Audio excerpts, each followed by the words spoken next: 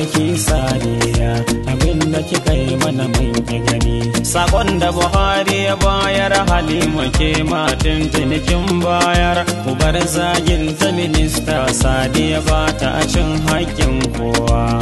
Allah sarki sadiya abinda kika yi mana mun ki gani. Sakon da Buhari ya bayar Halima ke matan tunikin bayar, ku bar zagin ta minista sadiya ba ta cin haƙƙin kowa.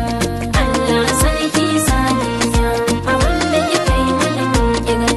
Sakon da Buhari ya bayar Halima ke matan tunikin bayar, ku bar zagin ta minista sadiya ba ta cin haƙƙin kowa. Sannan ko kuma magana addini, kayan abinci ne aka ba 'yan Najeriya da suke bukata. Wannan shi ne abin da zan ce kan maganar kayan abinci. Na san mutane na ta cewa mun kai kayan abinci ba mu je muka ba mutane mun ba gwamnati, to wanda ai dole ne gwamnonin nan su suka san mutanensu. Mu namu mun soke, Allah kuma ya sani. Minista ta yi ta magana mu muka kasa fahimta tun farko, abinda Buhari ya bayar ashe ministan ita mata aiko. Dukan sassa na jihohi an ka kusata ana ta golokoko, cewa minista ta rike abinci ta ki ta bai ma talakawa. Allah sarki sadiya abinda kika yi mana mun ki gani.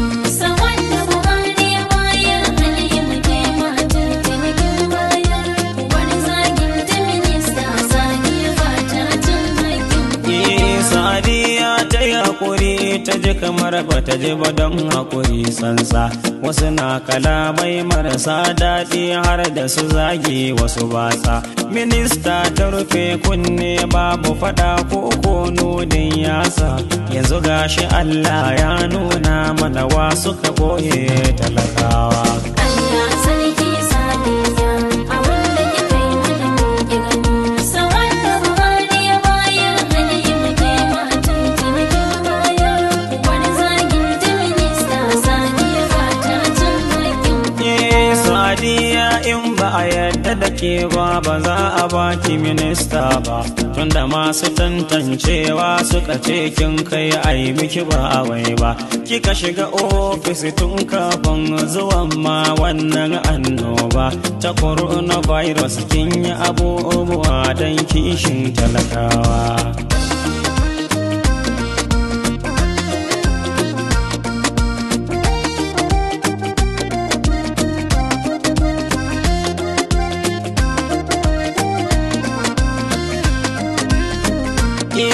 Yanzu 'yan ƙasa ne suka ban sako in zo in ce maki sun toba, tunda sun ta zage kazafi akan kike baki ce masu komai ba.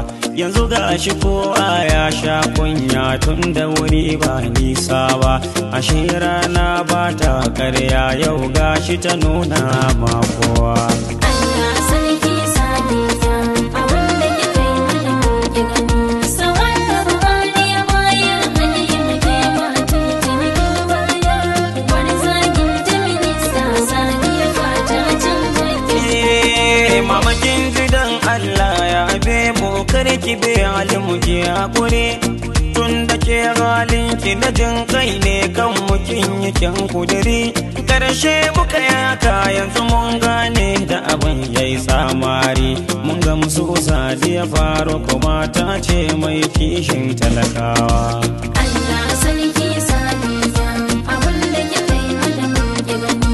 Sakon da Buhari ya bayar Halima ke matan tunikin bayar, ku bar zagin ta minista sadiya ba ta cin haƙƙin. Sani sadiya mai son al'umma kin cira sama kololo.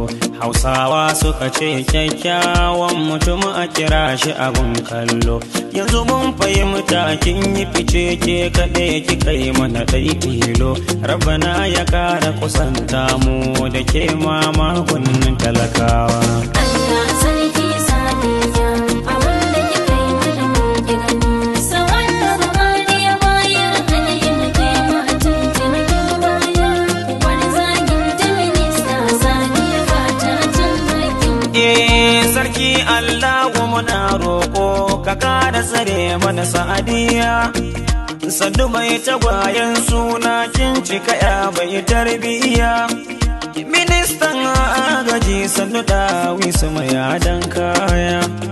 Da ke da Buhari muna gode muku kurge talakawa.